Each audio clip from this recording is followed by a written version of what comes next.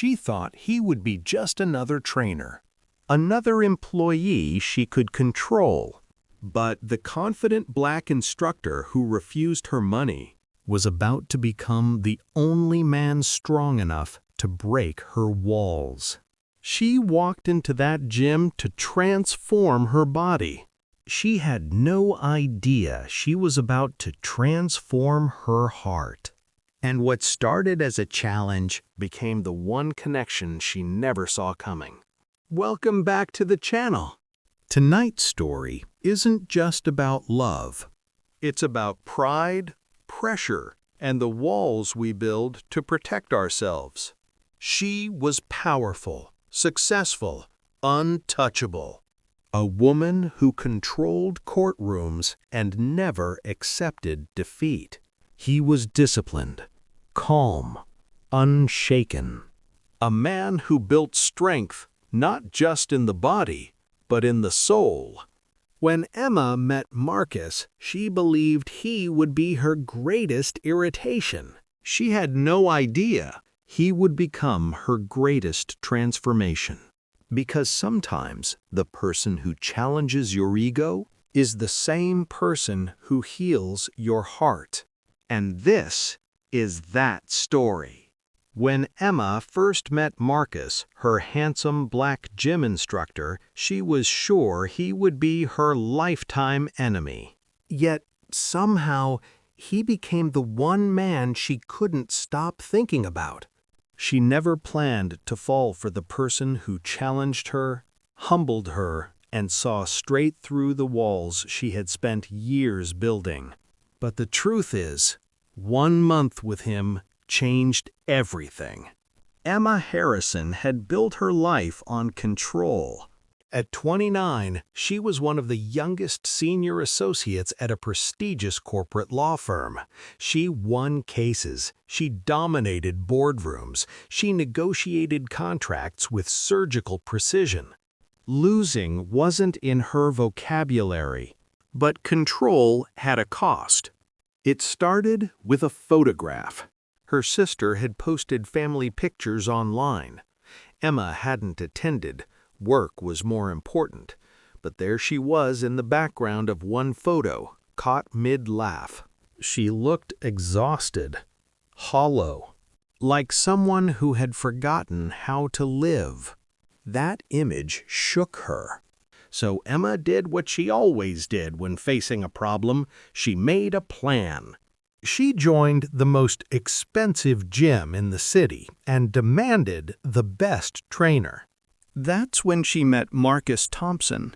He was calm, focused, confident without trying to be.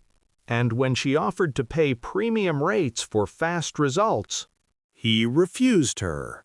"I work with people who are serious," he said evenly, "not people looking for shortcuts." No one had ever spoken to her like that. She left furious, humiliated. But 3 days later, she came back. "1 month," she told him.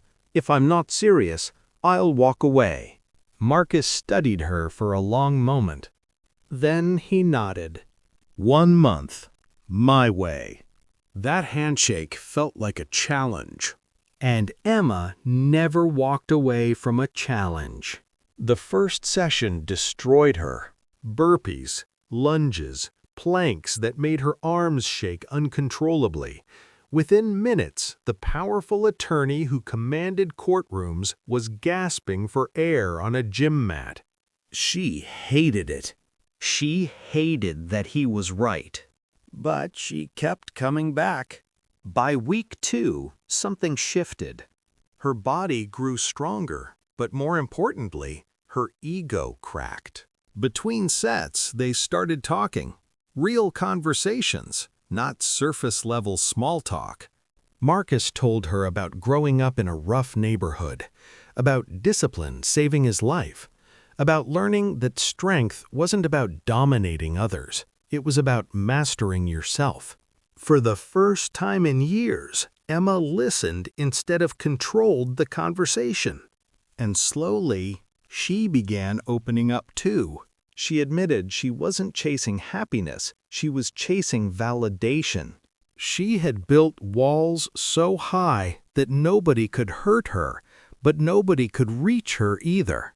"Have you proven yourself to everyone but you?" Marcus asked one day. She didn't answer. She didn't need to. In week 3, Emma lost a major case at work. For the first time in her career, she failed. She showed up to the gym shattered. And right there, in the middle of clanging weights and running treadmills, she broke down. "I never lose," she whispered, "and I lost." Marcus didn't judge her. He didn't try to fix her. He simply said, "You lost a case. That doesn't make you a failure. The fact that you showed up here today, that's strength." In that moment, something changed. It wasn't about fitness anymore. It was about trust. And somewhere along the way, Emma realized something terrifying. She was falling for him. Not just because he pushed her, but because he saw her. Week 4 arrived too quickly.